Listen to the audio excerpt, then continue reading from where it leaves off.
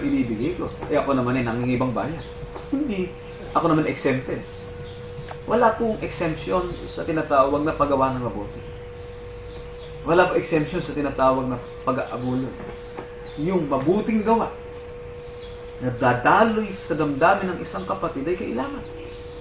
Pero pag hindi ka gumawa, sa kabila na meron kang kakayahan, ang binabagsakan po ng tao, natutukso sa pakinabang na maaaring nalilimutan niya, pero mas malamang na hindi niya nagagawa sapagkat nanghihinayang siya sa bagay na kanyang ginagawa.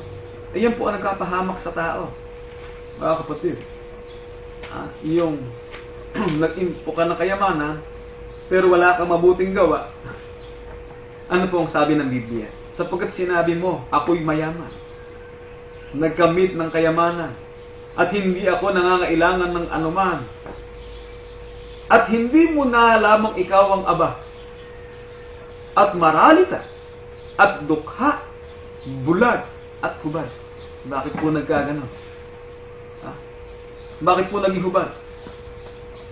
Pinapayo ko sa iyo na ikaw ay bumili sa akin ng gintong dinalisay ng apoy upang ikaw ay yumaman, at ng mapuputing damit upang iyong maisuot, at upang huwag mahayag ang iyong kahihiyang kahubaran, at ang pampahid sa mata na ipahid sa iyong mga mata upang ikaw ay makakita. Yun po ang uri na kayamanan na narapat. Kinakailangan po magkaroon ng mapuputing damit. Sa Biblia po, ang mapuputing damit ibinihis mo yun mabuting gawa mo. Yung mabuting kalooban mo, yung pagtulong mo sa kapatid, sa iglesia, sa dukhang pangasiwaan, yung iyong loving kindness, mga kapatid, yung iyong mapagmahal na pagtulong. Yun po ang maputing damit.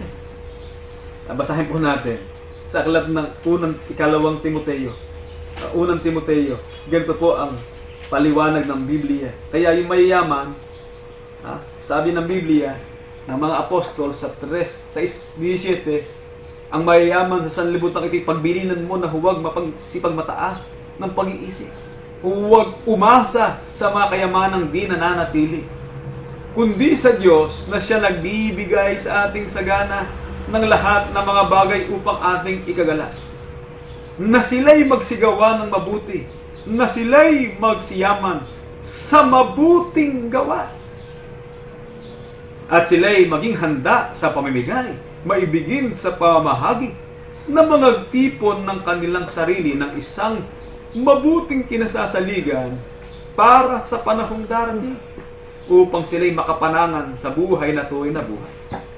Kaya kung sabihin mo, ako'y mayaman, pero bulag naman ang iyong mata, sapagkat hindi mo nakita ang narapat na iyong gawin. Hubad ka sa gawaing paglilingkod sa Diyos. Mga kapatid, ikaw ay aba sapagkat daig ka pa ng isang karaniwang miyembro na mahirap na nakapag-abuloy kaysa sa sarili ng isang kapatid na may kakayahan na hindi nagawa ang pag-aabuloy at paggawa ng mabuti. Kaya sinasabi ka na ako'y mayaman, pero hindi mo naalaman na ikaw ang aba, marali ka, dukha, hubad, at bulag. Bakit? Sapagkat walang-wala na makikitang mabuting gawa, na mabuting kinasasaligan sa panahong darating. Sino po ang nagpahamak? Nagpahamak sa kanya ay ang material wealth o material things na doon po niya inilagak ang kanyang sarili. Kaya po, sa mga kaanib sa loob ng iglesia na sa buhay, mga kapatid, hindi po natin dapat nahangarin ng yumaman. Ang pagyaman po, kung pinayaman tayo ng Diyos, magpasalamat tayo. Pero may kaakibat siyang responsibilidad. Bakit? Nung tayo po nung araw ay walang trabaho, nag-aabuli tayo ng 20 pesos. Nung nagkatrabaho ka, kung 20 pesos pa rin, isabihin, hindi ka nagising. Sapagkat nung wala kang trabaho, nakapag-aabuloy ka ng 20. Nung nagkatrabaho ka, ay ganun pa rin ang iyong abuloy. Sabihin, hindi ka pa nagigising sa tamang paraan ng pagkakaloob. Bakit ba natin sinasabi ito? Huwag po natin kailimutan ang pahayag ng Biblia. At yan po ay reality. reality sa tinatawag na proseso ng pagkapalang mula sa Diyos. Bakit? Nang hinayang ka sa bagay ng paggawa, yung bagay sa buhay mo mawala eh. Mga kapatid, pasanin po natin, ito napakagandang talata ito. Tungkol po sa pagkapalang mula sa Diyos. Kasi po, ang pinag-uusapan natin ay pagkapala na mula sa Diyos at doon sa pagkapalang mula sa Diyos ay kinakailangan namang magawa natin ang nararapat. Dapat sinasabi ko, ang naghahasik ng bahagyana, sabi po ni Apostol Pablo, magaan namang bahagyana. Halimbawa, nabago na ang buhay mo, ganun pa rin ang pagtulog mo, eh di naghahasik ka ng bahagya. At hanggang naghahasik ng sagana, ay mag-aay namang sagana. At maaaring gawin ng Diyos na ang lahat ng biyaya ay magsisagana sa inyo upang kayo na mayroong laging buong kaya sa lahat ay magsipanagana sa bawat mabuting gawa. Gaya na nasulat, siya nagsabot, siya nagbigay sa mga dukha, ang kanyang katwiran ay nananatili magpakailanman. At ang nagbibigay ng binhi sa naghahasik at ng tinapay na pinakapagkain ay magbibigay at magpaparami ng inyong binhi upang ihasik at magdaragdag ng mga bunga ng inyong katwiran. Kaya po yung pagpapahalang mula sa Diyos ay babalik sa kapatid. Dahil nagawa niya ang nararapat na pamumuhay. Alin po ba ang nararapat na pamumuhay? Umasa po siya sa Diyos sa pamagitan ng salita. Mga kapatid. At huwag po tayo umasa sa mga kayamanan na doon po natin ilagang ang ating mga sarili. Kaya nga, bawal po sa atin eh. Ang maghangad ng yumaman eh.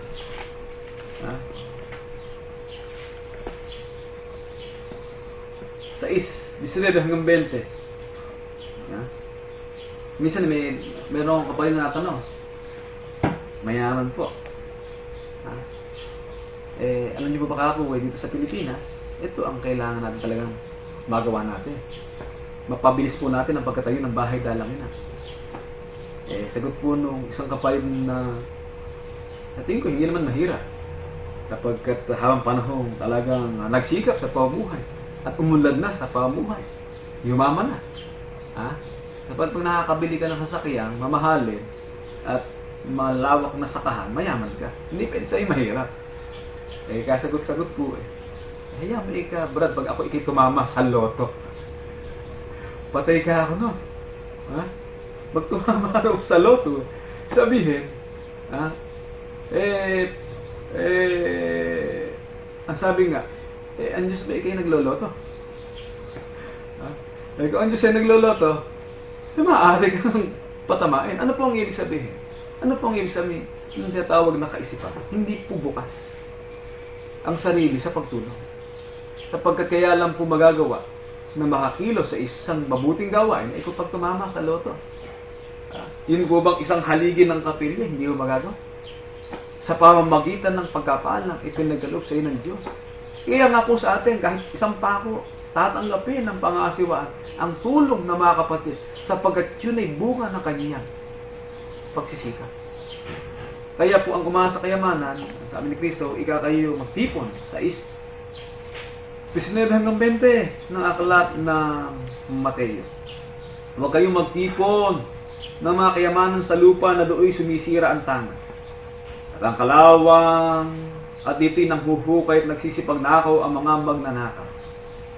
Kundi magtipon kayo ng mga kayamanan sa langit na do'y hindi sumisira kahit ang tanga, kahit ang kalawang at do'y hindi naghuhukay at hindi nagsisipagnakaw ang mga magnanakaw. Ang kayamanan sa langit ay mabuting gawa. Magagawa lang po ang mabuting gawa kung nagagawa mo ang paggawa ng mabuti at pag-aabot. Pag ang iyong mabuting kapalaran at kabuhayan ay hindi mo ipinaglingkod, mga kapatid, ano po ba ipaglingkod? Yung iyong talent, ang iyong kakayahan, ang iyong magagawa, kailangan ipaglingkod mo yan. Sabihin may makita sa'yo mabuting gawa. Sapagkat yun ang mabuting kinasasaligan sa panahong darating. At tayo naman, pag ginawa po natin ang mabuting gawa, Diyos na bahala sa atin eh. Tatanggapin po natin ang pagkapala ng Diyos. Yan ay pangako eh. 3:22 na aklat ng unang Juan. Ganito ang nakasulat, mga kapatid. At anumang ating hingin ay tinatanggap natin sa Kanya. Sapagkat tinutupad natin ang Kanyang mga utos at ginagawa natin ang mga bagay na kalugod-lugod sa Kanyang paningin. Sumunod ka lang. Tatanggapin mo sa Diyos ang mga bagay na kalugod-lugod sa Kanyang paningin. Mga kapatid, kaya po, yan ang ating pananampalataya. Yung pong mga bagay sa buhay na ito, madali yan. Hanapin muna ninyo ang Kanyang kaharian, ang Kanyang katwiran, ang mga bagay na ito. Bagay sa buhay na ito, idaragdag sa inyo. Good health, good life. Natawag na perfectong pag-aasawa, maayos sa tahanan, mabuting kalusugan, mabuting kapalaran ng iyong lahi. Idaragdag na lang ng Diyos yan. Hanapin muna ninyo. Buksan muna natin ang ating mga mata. Buksan natin ang ating mga pala sa tinatawag na mabuting gawa at ang pagpapala ng Diyos. Kaya, pansinin po ninyo, yung palad, buksan po natin. Ibinukas natin. Ang Diyos naman, ibabalik sa atin. Ayan po ang isa na sanatuhan ng isa nating mga kapatid. Ako ika ay nakararana. Pag ika ay mapagkaloob. Ang bali ika magaan. Bakit? Sapagkat magaan ang iyong pakiramdam. Pero pag mabigat ang iyong pakiramdam sa pagkakaloob, mabigat din ang dating. Mga kapatid, yan po ang reality. Bakit? Sapagkat bibigat ang iyong loob dahil sa dalawa ang iyong boss ang Panginoon at ang iyong kayamanan Huling talata po ng pag-aaral po natin di sa 13 na aklat ng Lucas ay ganito po ang nakasulat. Walang aliping makapagilingkod sa dalawang Panginoon. Sapagkat kamapuotan niya ang isa at iibigin ng ikalawa, o di kayo magtatapat sa isa at pawawalang halaga ang ikalawa. Hindi kayo makapagilingkod sa Diyos at sa mga kayamanan.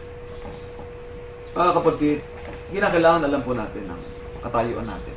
Hindi po tayo magkatagal sa buhay na ito. Makapag-ipon ka man ng maraming stocks, stock market, o tinatawag na makapag-ipon ka man ng maraming kayamanan sa real estate, mapuno mo man ang lahat ng bangko na minimum amount sa 500,000 sa lahat ng bangko, kasi po iba, may mga mayaman, hinahati-hati ang kayamanan, tig $500,000 lang. Sapagkat ang insurance lang ng Bangko Sentral, insured lang, ay hanggang $500,000. Pag nagsarado ang bangko, kalahating milyon lang ang makukuha mo kahit na 10 milyon ang laman ng pera mo. Ay mapuno mo na ang account ng kalahating milyon. Wala rin yan. Bakit wala rin? Tatanda po ang tao, mamatay ang tao. Ang tao po ay mawawala rin. Kaya pag ang naging Panginoon ng tao ay ang kanyang kayamanan, pagdating mo sa hukay, hindi mo makakasama yan. Kaya hindi ka makapagilingkod sa dalawang Panginoon. Bakit? Sa Panginoon na pagkakaloob, paggawa ng mabuti, sa mayaman, makuha mo ng makuha, at yung pera ng iba'y makuha mo pa.